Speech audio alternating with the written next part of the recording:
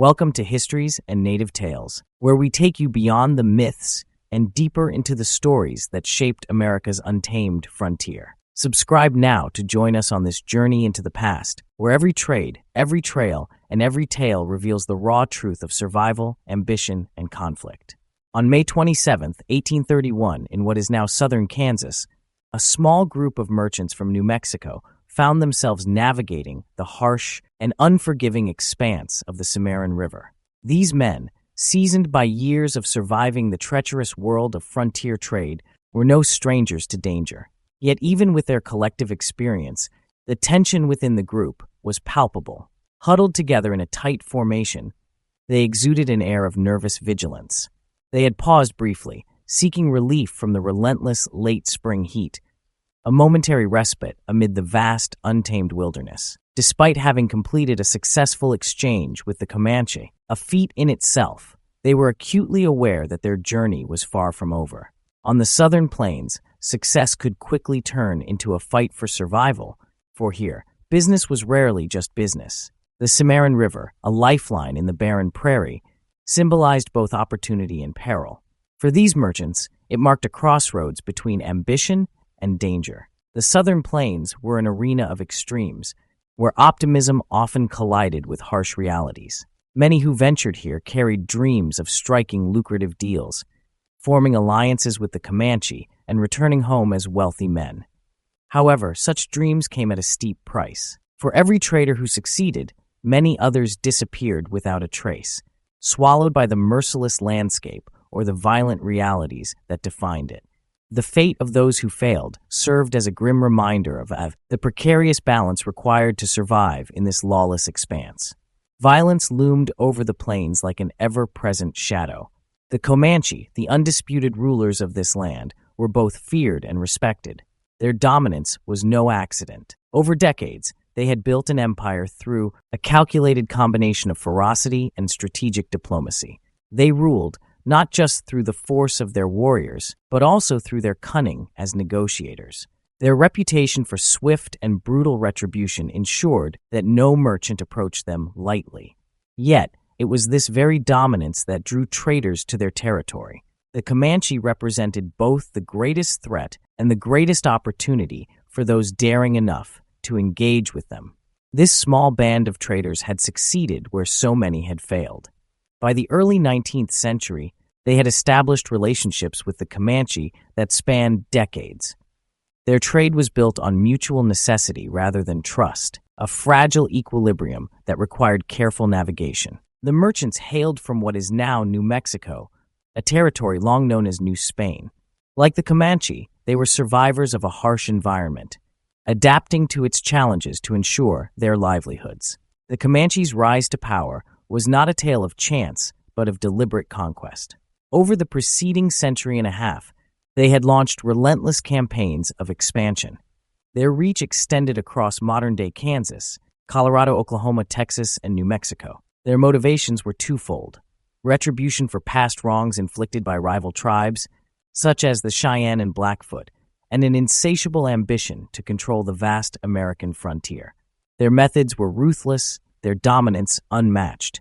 Yet the Comanche were not solely warriors and conquerors. They were also shrewd traders, a dual identity that defined their interactions with outsiders.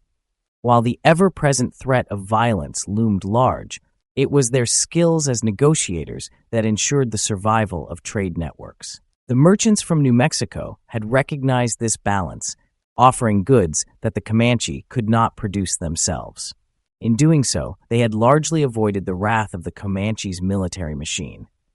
Among all the Native American tribes of North America, the Comanche stood out not only for their military prowess, but also for the sheer scale of their territorial dominion. At the height of their influence, they controlled the largest contiguous territory of any tribe on the continent, a vast expanse stretching across modern-day Texas, New Mexico, Oklahoma, Kansas, and Colorado. Their dominance was rooted in their access to natural resources, including the rich bounty of buffalo herds that roamed the plains, the fertile land under their control, and their unrivaled expertise in horsemanship. Buffalo meat and hides provided sustenance, and trade goods, while their horse herds, unmatched in number and quality, became a source of power and mobility. Yet, even this vast wealth could not meet all their needs. The Comanche lacked traditions in pottery, weaving, and metallurgy, and they had no indigenous access to metals like copper and iron. These materials were highly coveted as they could be transformed into tools, weapons, and decorative items that bolstered both their practical needs and cultural identity.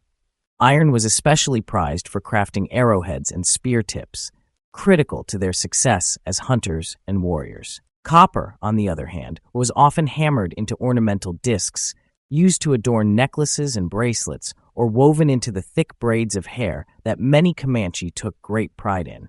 Beyond metals, the Comanche were drawn to other trade goods they could not produce themselves. Brightly colored paints, with hues and finishes more vibrant and durable than those they created from natural dyes, and animal fats were in high demand. Textiles such as cotton shirts and hats, intricately crafted jewelry, and firearms all were highly sought after in the barter economy that connected them to outside traders. These items held both practical and symbolic value, enabling the Comanche to enhance their daily lives while reinforcing their social and cultural standing. To meet these needs, the Comanche engaged in trade with groups of intrepid merchants, often small bands composed of family members or close friends. These traders, weathered and worn from the harsh realities of life on the frontier, represented a crucial link in the Comanche's supply chain. They were not just traders, they were survivors of a precarious existence, navigating a world defined by danger, opportunity, and the ever-present possibility of violence. Many of these merchants were descendants of Spanish settlers who had lived in the desolate reaches of New Mexico and West Texas for generations. Over time, intermarriage with local tribes created a unique cultural identity that blended European and indigenous traditions. Life for these traders was an unending struggle against the elements, economic hardship, and the constant threat of death. Yet they persisted, finding a niche in the volatile ecosystem of the frontier. The foundation for this trade was laid decades earlier, in 1778, when Governor Juan Bautista de Anza brokered a peace agreement with the Comanche. This accord, a remarkable achievement given the Comanche's reputation for hostility, opened the door for sustained economic exchange. What followed was the establishment of a regular trading system where merchants ventured into Comancheria, the Comanche's sprawling domain, often referred to as a no-man's land, to conduct their business. These traders became known as Comancheros, a term that reflected both their expertise in dealing with the Comanche and their willingness to operate in some of the most perilous conditions imaginable. For the Comancheros, trade was both an opportunity and a deadly gamble. Most came from backgrounds marked by hardship, with few opportunities for prosperity in the more settled areas of New Spain or later Mexico. The frontier, with all its risks, represented a chance to carve out a living, albeit at a steep cost. Many traders met brutal ends, falling victim to the Comanche or other tribes like the Apache or Kiowa. Stories of men being ambushed, robbed, or slaughtered were common, a grim reminder of the dangers inherent in their work. Yet the Comancheros persisted, driven by necessity and ambition. Their resilience forged a unique fringe society, one that operated on the edges of colonial governance and indigenous sovereignty. In many ways, they served as intermediaries, bridging the cultural and economic gap between New Spain and the Comanche Empire. Through their efforts, a system of mutual dependence emerged, where goods and services flowed in both directions, enabling the Comanche to sustain their dominance while providing the Comancheros with a precarious but vital livelihood. This symbiotic relationship was emblematic of the complexities of frontier life. It was a world where survival required both pragmatism and courage, where alliances could be as fragile as they were essential. The Comancheros' role in this ecosystem was not merely transactional. It was a testament to the human capacity to adapt and endure in the face of overwhelming odds. Even so, the risks they faced were unrelenting. Every trip into Comancheria was a test of their mettle, a journey into a land where the line between profit and death was razor thin. For these men, the frontier was more than just a place. It was a crucible that shaped their identities, defined their choices, and all too often claimed their lives. Life on the southern plains was unforgiving, and the Comancheros understood its dangers intimately. These traders, known for their ingenuity and resilience, had carved out a niche in the volatile frontier. Over time, they developed their own unique society, operating on the fringes of established norms. Their lives were shaped by necessity rather than choice, as survival demanded adaptability and moral flexibility. Many Comancheros were robbed, some were killed, and others found themselves committing similar acts to stay alive. Their interactions with the Comanche, one of the most formidable tribes in the region, defined both their reputation and their existence. To outsiders, these men were equal parts daring and desperate, adept at navigating the complexities of a dangerous trade. This particular group of Comancheros, gathered along the Cimarron River, had traveled far to conduct their business. After a tense but successful exchange with the Comanche, their thoughts turned solely to the journey home. Huddled together, they discussed their trades, profits, and a shared desire to put distance between themselves and the Comanche. Their unease was justified. Every man in the group knew the Comanche could choose to trail them, attack without warning, and reclaim the goods they had traded away. In the lawless expanse of the plains, such outcomes were not uncommon, and there would be little consequence for the perpetrators. As they prepared to resume their journey southward, a new figure emerged on the horizon. The sight of a lone rider approaching from the distance immediately drew their attention. Even from afar, it was clear this was no Comanche.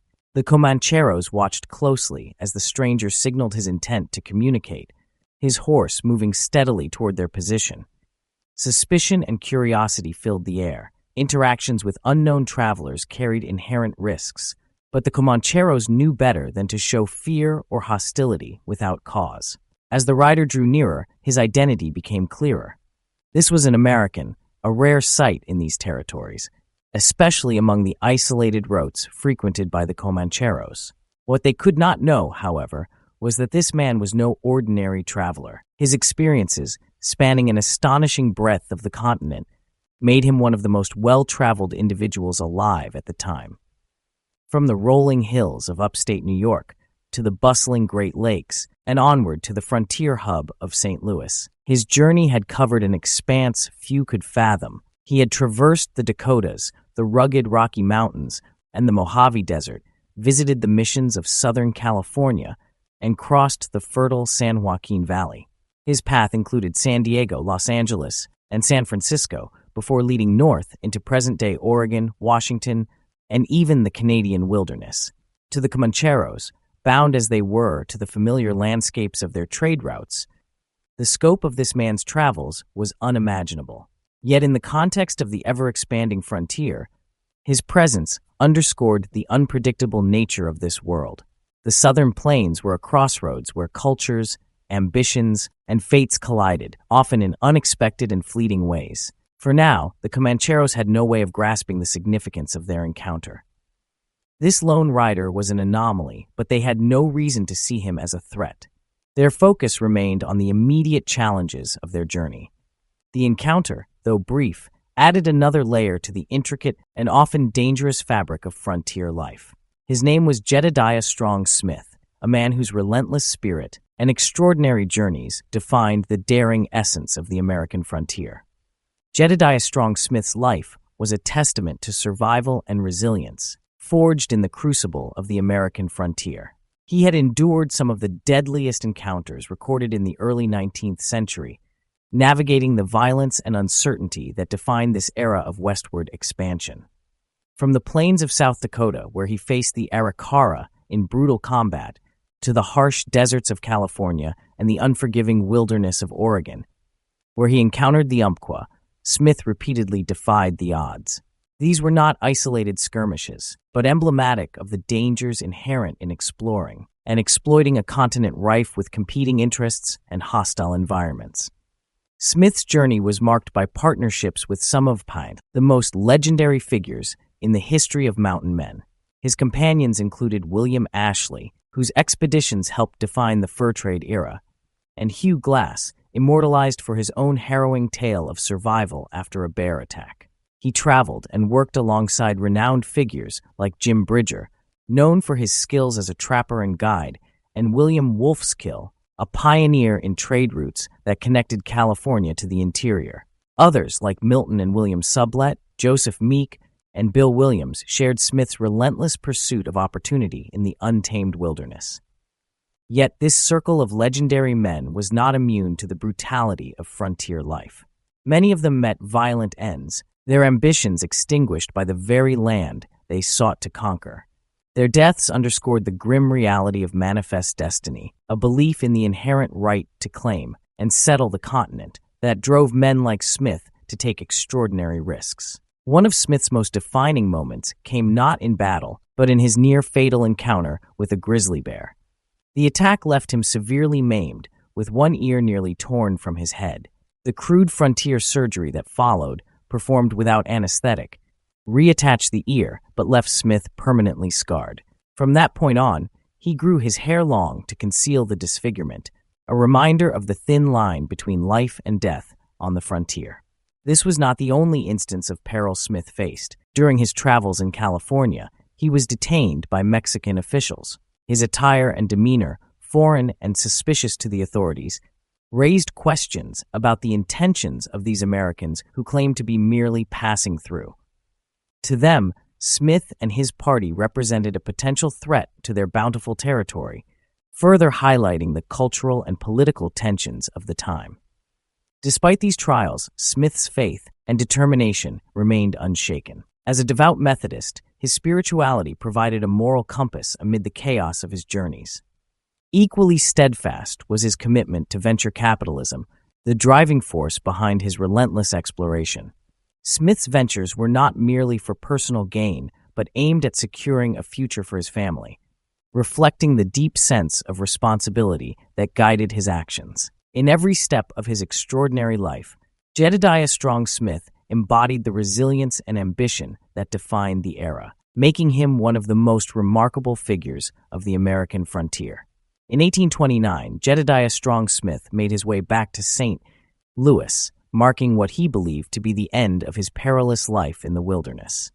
He had amassed a fortune from the pelts he collected, each representing the countless miles he traversed and the lives of companions and adversaries alike that were lost along the way. His return to civilization carried a sense of finality. Smith vowed never to venture into the mountains again, a promise he conveyed repeatedly to family and friends in his letters. Exhausted but hopeful, he sought to rebuild a life rooted in stability, far removed from the chaos of the frontier. Upon his return, Smith invested his earnings wisely, purchasing a sizable home on what is now Broadway Street in St. Louis. This home symbolized more than financial success. It was a testament to his determination to provide a better future for himself and his family. His focus shifted to supporting his younger brothers, 3 of whom came to live with him in St. Louis. For these young men, Smith envisioned opportunities far greater than those he had encountered during his early years. To further secure his family's prospects, he sent a banknote for $1,500 to Ohio to purchase land adjacent to one of his brother's farms. It was a move that underscored Smith's enduring sense of responsibility, a trait that defined him as much as his legendary exploits. Despite his newfound resolve to leave the mountains behind, Smith carried an emotional burden that refused to dissipate. His mother's recent passing weighed heavily on his conscience, as did the knowledge that his aging father now faced the challenges of old age without his eldest son's support. Smith's journals and letters, filled with candid reflections, reveal an ongoing inner turmoil. He wrestled with guilt for the years spent away from home, for the dreams of adventure that had drawn him away from familial obligations. These thoughts gnawed at him incessantly, creating a tension between his desire to settle and the restless spirit that had propelled him across the continent. For a time, it seemed Smith's priorities might shift fully toward family and stability. However, as the months passed, the call of exploration began to resurface. By 1831, the same wanderlust that had driven him into the wilderness began to overshadow the guilt that had tethered him to St. Louis. Seeking to reconcile these conflicting impulses, Smith wrote to John Eaton, the Secretary of War, requesting to join a proposed military expedition into the Rocky Mountains.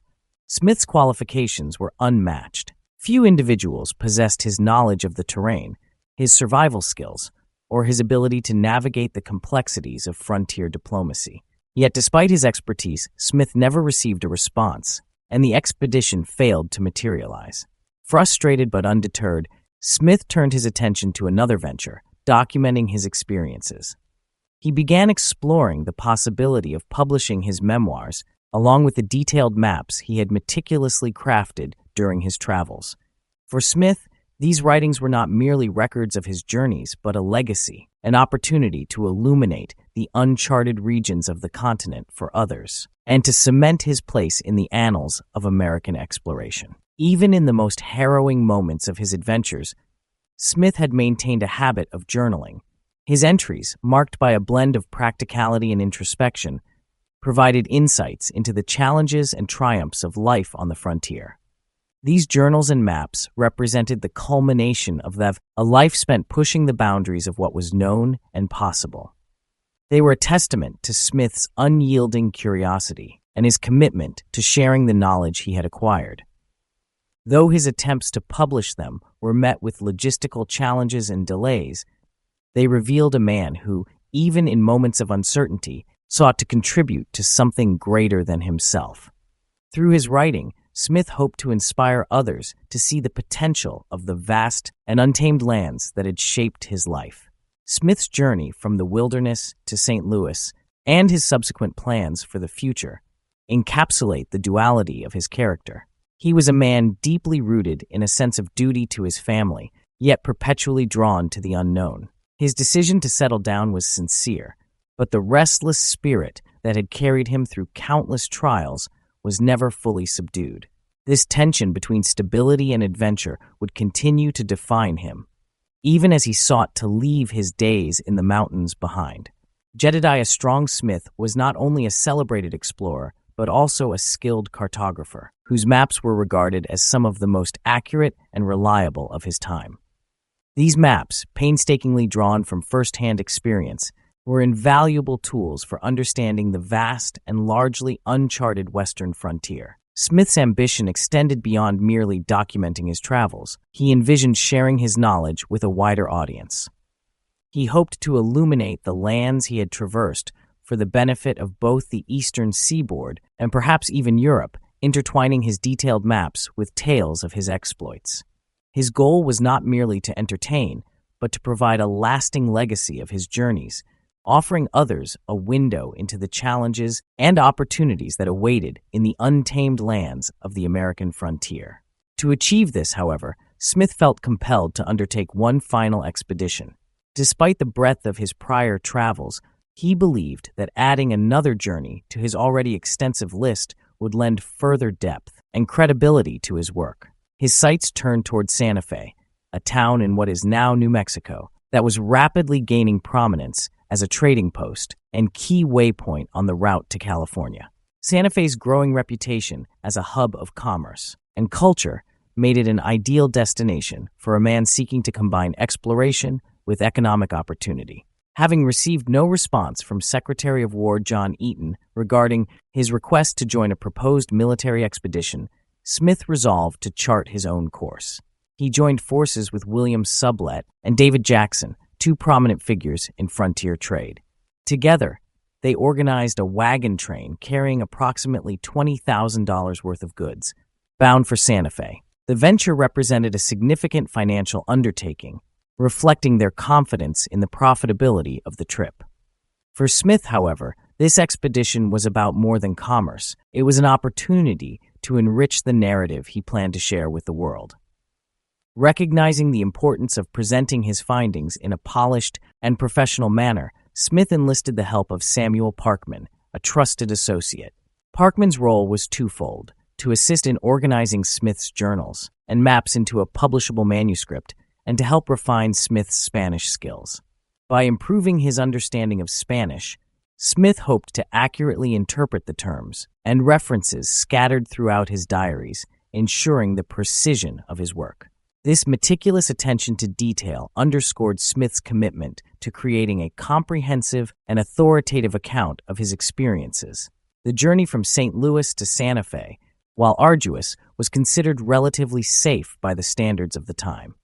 By 1831, the trail was well established, and fatalities from privation or attacks by Native American tribes had become increasingly rare. Compared to the perilous expeditions that had defined much of Smith's career, this trip promised to be a straightforward affair. The distance, though significant at over 1,000 miles, was manageable for a man of Smith's experience. For him, the primary challenges lay not in the physical journey, but in the meticulous planning and coordination required to ensure the expedition's success. In the spring of 1831, the wagon train, comprising 83 men, set out for Santa Fe. Spirits were high as the group embarked on their journey, buoyed by aspirations of completing a timely and profitable expedition. The early stages of the trip proceeded smoothly, with the caravan making steady progress as it headed southwest. For Smith and his companions, the initial ease of the journey reinforced their belief that this would be a comparatively uneventful endeavor, a welcome change from the life-threatening risks that had characterized so many of Smith's prior travels. As the caravan advanced, Smith remained focused on his long-term goals. This expedition, though significant in its own right, was merely one step in a broader plan to solidify his legacy. By combining commerce with exploration, he sought to not only enrich himself and his partners, but also to contribute to a deeper understanding of the frontier. His determination, even in the face of setbacks and uncertainties, exemplified the resilience that had defined his life and career. 19th, when tragedy claimed the life of a key member of the group. Minter, a long-serving company clerk for Sublet, and Jackson wandered away from the main party near the Pawnee River, a tributary of the Arkansas River. His decision to leave the safety of the group proved fatal. Pawnee warriors, a formidable presence in the region, ambushed and murdered him. The loss of Minter sent shockwaves through the party, not only because of the personal grief it caused, but also because it served as a stark reminder of the persistent dangers of the frontier. The wilderness, for all its opportunities, was unforgiving, and venturing off alone could turn deadly in an instant. As the party continued westward, another challenge began to loom large: water scarcity. The dry, unrelenting landscape of the trail offered no respite, and by May 27th, the situation had become critical. Every water source they had relied upon along the route had dried up, leaving both men and livestock parched and increasingly desperate. The absence of water magnified the risks they faced, as dehydration threatened to incapacitate the entire expedition. Each passing day without relief heightened the tension within the group, with no viable solutions immediately in sight. Desperation forced the party into action. Much as they had done on the preceding mornings, the men split into pairs and fanned out in different directions from their camp, hoping to find even the smallest trace of drinkable water. Among those searching was Jedediah Smith, accompanied by his partner, a man named Fitzpatrick. Together, they decided to head south, guided by a belief that they might find a spring on the north side of the Cimarron River. The Cimarron itself, while a notable landmark in the region, held no promise of relief. Its waters, tainted by mineral deposits, were too salty to sustain human or animal life. The hope lay instead in the smaller springs that dotted the river's vicinity, known to produce potable water under the right conditions. The landscape was unforgiving, but Smith and Fitzpatrick pressed on. Their optimism grew slightly when they came upon a depression in the otherwise flat terrain. At its lowest point, the ground was damp, a tantalizing indication that water might be close beneath the surface. Acting on this slim hope, Smith instructed Fitzpatrick to remain at the site and dig for water while he ventured further south to search for nearby springs. Fitzpatrick began his work immediately, while Smith, driven by both determination and necessity, continued onward. As Smith rode further into the wilderness, the distance between the two men grew. Within just a few miles, Smith had passed out of Fitzpatrick's line of sight, leaving him alone in the vast expanse of the plains. The isolation, though not uncommon in frontier exploration, carried its own risks. Smith's decision to press on underscored both his resolve and the dire nature of their predicament. In this moment, every choice carried weight, with survival hanging in the balance. The situation encapsulated the harsh realities of frontier life, where every decision could mean the difference between life and death. For Smith and his party, the search for water was more than a logistical challenge. It was a battle against the unyielding forces of nature. The events of May 27th marked a critical juncture in their journey, setting the stage for the trials that lay ahead.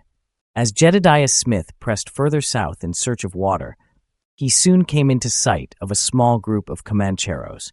The sight of the legendary mountain man, clad in the weathered gear of a frontiersman and riding a hardy horse, startled the group.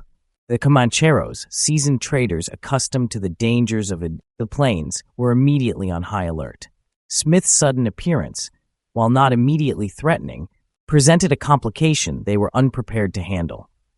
The plains were not a place for misplaced trust, and the arrival of a lone American traveler in this perilous region brought with it a host of potential dangers.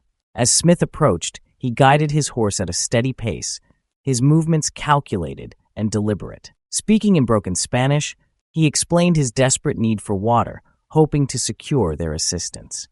For the Comancheros, however, Smith represented more than a solitary man in distress. He was a liability, one whose presence could jeopardize their safety and the security of their own mission. The plains were unforgiving, and in this territory, survival often meant minimizing risk, even at the expense of others.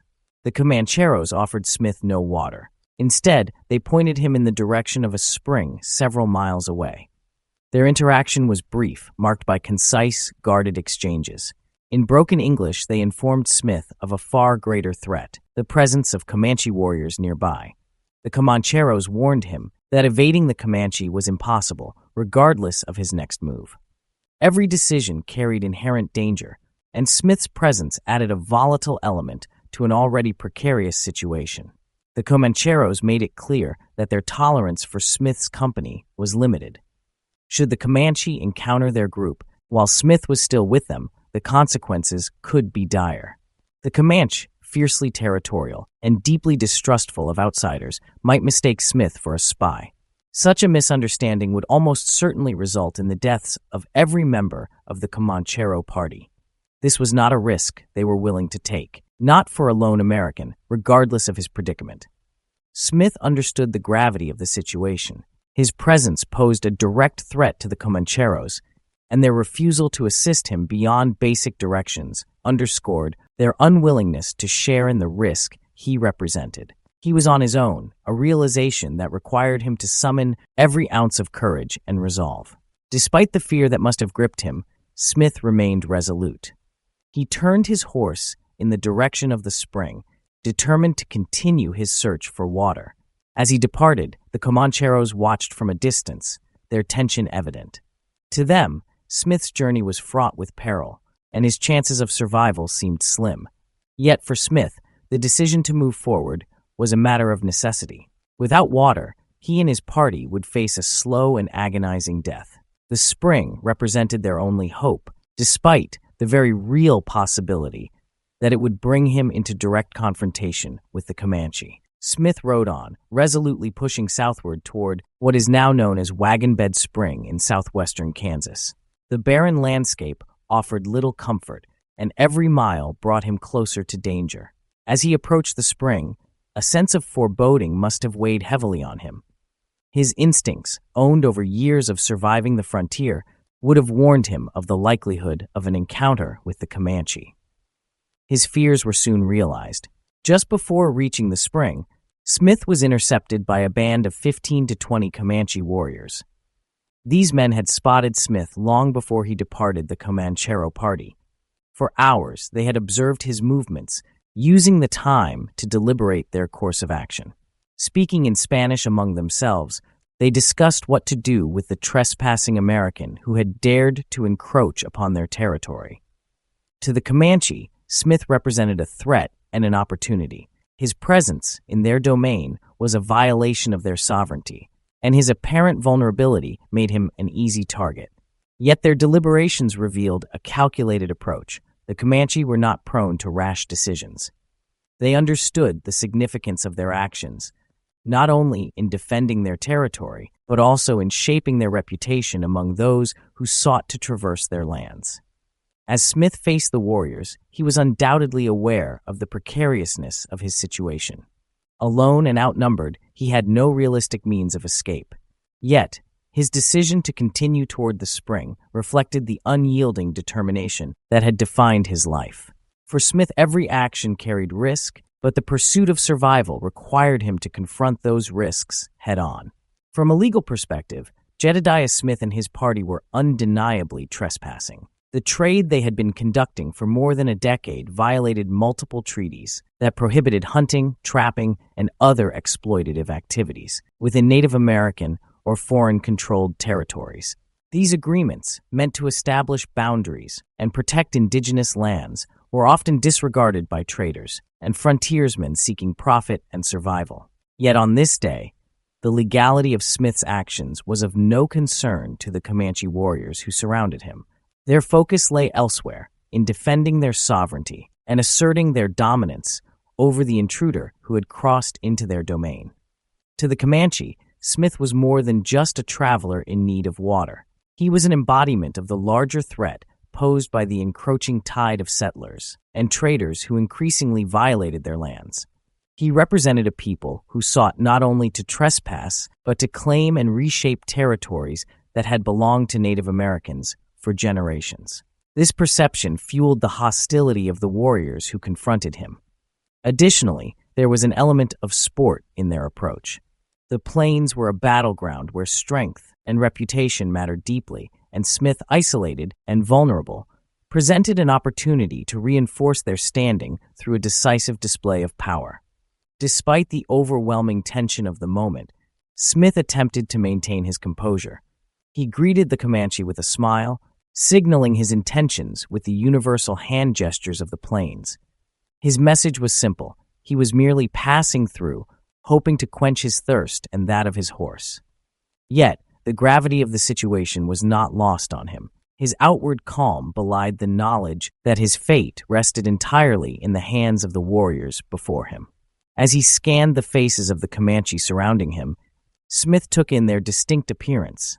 Unlike the northern plains tribes he had previously encountered, the Comanche were shorter and stockier, their robust physiques a testament to the harsh environment they inhabited and the physical demands of their way of life. Their ponies, stout and rugged, reflected their owners' practical needs, built for endurance and speed across the vast expanses of the southern plains.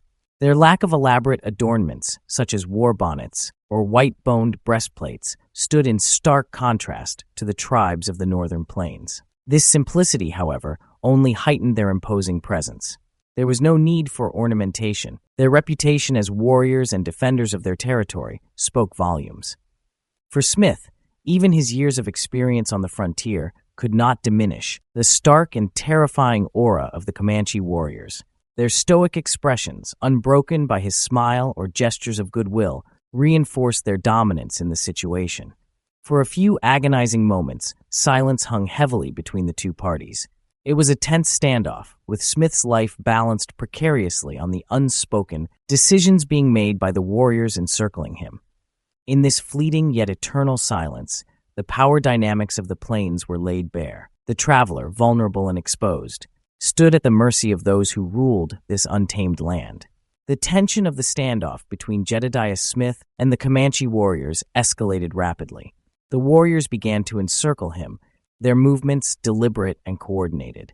Their strategy was clear: to intimidate and disorient both man and horse. They taunted his horse, making sharp noises and sudden gestures designed to spook the animal into throwing its rider. The Comanche understood that disrupting Smith's balance would give them a critical advantage, further cementing their control over the situation. For his part, Smith maintained his composure and continued to search for a peaceful resolution.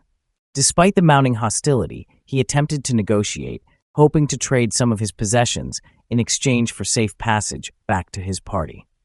His efforts reflected both his pragmatism and his survival instincts, traits that had served him well throughout his years on the frontier. However, the warriors showed no interest in a deal. Their actions indicated that this encounter was not about barter or compromise. It was about asserting dominance and sending a message to anyone who might dare to trespass on their lands. As the warriors maneuvered into a crescent moon formation, effectively half surrounding him, the situation reached its breaking point. Suddenly, a gunshot shattered the tense silence. A Comanche rifle discharged, and a lead ball tore into Smith's right shoulder. The impact of the shot, combined with the deafening sound, startled his horse, causing it to rear and spin 180 degrees. The unexpected movement nearly unseated Smith, who struggled to regain control of the frightened animal. Despite his injury and the chaos of the moment, Smith's instincts as a seasoned frontiersman took over. His Kentucky rifle, resting across his lap, was within reach. As his horse turned, he managed to steady himself just long enough to shoulder the weapon and fire. The shot struck one of the Comanche warriors, later identified in accounts as a chief, killing him instantly. The warrior's lifeless body slid from his horse and hit the ground with a thud, sending dust into the air. It was a moment of grim retaliation, but it came at a steep cost.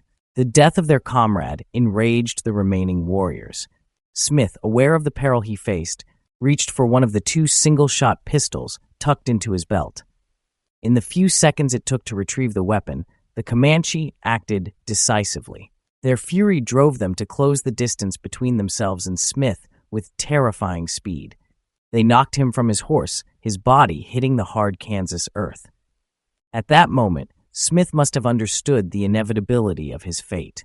Surrounded, outnumbered, and gravely injured, he had no realistic means of escape or defense. The frontier, which had defined his life with its endless challenges and opportunities, now presented its ultimate and final trial. Smith, a man who had defied so many odds, faced the certainty of death in the unforgiving plains. The Comanche's dominance over the southern plains was no accident. It was the product of relentless effort and strategic adaptation. Their empire stretched across vast expanses teeming with buffalo herds, a vital resource that sustained their way of life. The buffalo not only provided food, but also materials for clothing, tools, and trade goods.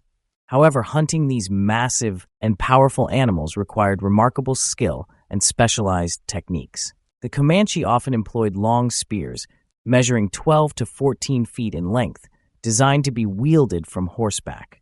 These weapons allowed them to strike the buffalo from a distance, targeting the vulnerable area beneath the ribs to inflict maximum damage to the animal's internal organs. Their mastery of this method demonstrated both their ingenuity and their deep understanding of the buffalo's behavior and physiology. The tactics they honed for hunting buffalo were not limited to animals. They were equally effective against human adversaries. The same swift and precise strikes used to bring down a buffalo were employed in combat. From atop their sturdy ponies, the remaining Comanche warriors surrounded Jedediah Smith, using their long lances to deliver fatal blows. Their attack was both calculated and ferocious, a testament to the skill and ferocity that had secured their dominance over the plains. Each strike was deliberate, aimed to incapacitate and kill swiftly. For Smith, the assault was brutal and unrelenting. Mocking him as they delivered their blows, the warriors demonstrated their disdain for the intruder who had dared to trespass on their land. The violence of the attack was over within moments, and with it, the life of one of America's most legendary mountain men. For Smith, the only mercy was its brevity. His suffering, though intense, was brief. His lifeless body lay sprawled on the dusty plains, covered in blood and dirt, a stark reminder of the unforgiving nature of the frontier. The Comanche, efficient and pragmatic in the aftermath, tended to their own losses. They strapped their fallen comrade's body to his horse, a sign of respect and ritual, before taking Smith's horse, weapons, and valuables. In this act, they not only reclaimed resources, but also reinforced their authority, leaving Smith's remains to the elements, the buzzards, and the relentless summer sun. Smith's body would never be recovered. His death marked the abrupt and tragic end of a life defined by exploration, resilience, and an unyielding drive to conquer the unknown. Days later, the Sublet Jackson party on the Santa Fe Trail encountered the Comancheros, who had come into possession of Smith's pistols and rifle. These items, traded from the Comanche, served as grim proof of his fate. The Comancheros shared the story they had learned from the Comanche, piecing together the details of Smith's final moments. Their own eyewitness accounts added further credibility to the narrative, creating a vivid and devastating picture of what had occurred. The news eventually reached Smith's younger brother, Austin, who had been part of the same expedition. Overwhelmed with grief, Austin took on the painful responsibility of relaying the details to their elderly father, a widower living in Ohio. The letter Austin wrote captured the stark reality of the tragedy, its emotional weight resonating even 2 centuries later. It read, "Your son Jedediah was killed on the Cimarron the 27th of May, on his way to Santa Fe by the Comanche engines. His party was in distress for water, and he had gone alone in search of the above river, which he found when he was attacked by 15 or 20 of them. They succeeded in alarming his animal, not daring to fire on him so long as they kept face to face. So soon as his horse turned, they fired and wounded him in the shoulder. He then fired his gun and killed their head chief." This letter, stark and unembellished, conveyed both the facts of the encounter and the profound loss it entailed. It chronicled Smith's courage and determination, even in the face of overwhelming odds, reflecting his character and the values he held dear. His actions in those final moments, defending himself with skill and resolve, were consistent with the life he had led, one marked by defiance of the frontier's dangers and a relentless pursuit of opportunity. It is believed that after his final defiance, Jedediah Smith was quickly overwhelmed and killed by the Comanche warriors who had encircled him. His death, while shocking in its violence, passed largely unnoticed in the broader public consciousness of the time. That fall, an obituary for Smith appeared in the Illinois Intelligencer, acknowledging his remarkable life and tragic end. However, no mention of his passing was made in the local press of St. Louis, the city he had adopted as his home, and where he had worked to establish a legacy beyond the mountains. Smith's contributions to American exploration, encapsulated in his meticulously crafted maps, and his vivid memoirs, would go unpublished. His untimely death and the loss of his records meant that his achievements faded into obscurity for over a century. For decades, the public remained largely unaware of the immense impact Smith had on the understanding of the American frontier. His legacy, which should have stood as a monument to determination and discovery, was instead left to languish, rediscovered only much later by historians and enthusiasts of the Old West. Jedediah Smith's personal life was as unique as his professional pursuits. He never married nor had children, dedicating his brief 32 years entirely to the pursuit of wealth and security, a goal he pursued with relentless determination. His life was marked by an almost impulsive drive to explore, map, and survive in territories that few dared to venture into. In doing so, he set a standard for exploration that was unparalleled in American history, accomplishing feats that many at the time deemed impossible. Yet, his life's final chapter was overshadowed by the grim irony of his last expedition. While Smith met his end on the Cimarron River, the remainder of his party fared far better. Sublette Jackson and Austin Smith, his younger brother, eventually found water and made it safely to Santa Fe. From there, Austin Smith pursued a successful career in mercantilism, building a legacy of his own in trade and business. Meanwhile, Sublette and Jackson continued on to California, where they secured a large remuda of horses and mules, which they later traded and sold in Santa Fe and Missouri. Their journey, though fraught with challenges, concluded profitably, adding another layer of irony to the story of Jedediah Smith's final venture. In 1831, the Santa Fe Trail witnessed minimal loss of life, a rarity in the often dangerous conditions of the Old West. The deaths of Minter at the hands of the Pawnee and Smith at the hands of the Comanche were the only recorded fatalities that year. Such outcomes, while tragic, underscored the harsh realities of life on the frontier. The Old West was a place where survival was never guaranteed, and violence and hardship could befall anyone, regardless of their race, religion, or background. Death came swiftly and indiscriminately, a constant companion to those who sought their fortunes in its untamed expanse. Jedediah Smith's death marked the end of one of the most remarkable and expansive lives in American history. Despite his countless achievements and his role in charting paths into the unknown, he died a stranger in a strange land, caught in the wrong place at the wrong time. His life, so filled with purpose and exploration, was extinguished in a moment of brutal finality, leaving behind questions about what more he might have accomplished had he lived. The story of Smith's life and death is but one among countless others that populate the annals of Old West history. His fellow mountain men, the settlers, and the Native Americans they encountered all contributed to the rich tapestry of tales that define the era. Stories of lives lost, fortunes gained, and uncharted miles traveled stretch as vast as the western sky itself. Each narrative adds to the complexity and intrigue of a time when the frontier represented both opportunity and peril. For now, the tale of Jedediah Smith serves as a reminder of the courage and resilience required to navigate the Old West. It is a story of ambition, sacrifice, and the enduring mystery of a life that ended too soon. Yet, it is also a prelude to countless other stories waiting to be told, stories that reflect the unyielding spirit of those who shaped the American frontier. Thank you for joining us for this glimpse into history. Be sure to like, share, and subscribe for more stories of the Old West. We'll see you next time as we delve into another chapter of America's untamed past.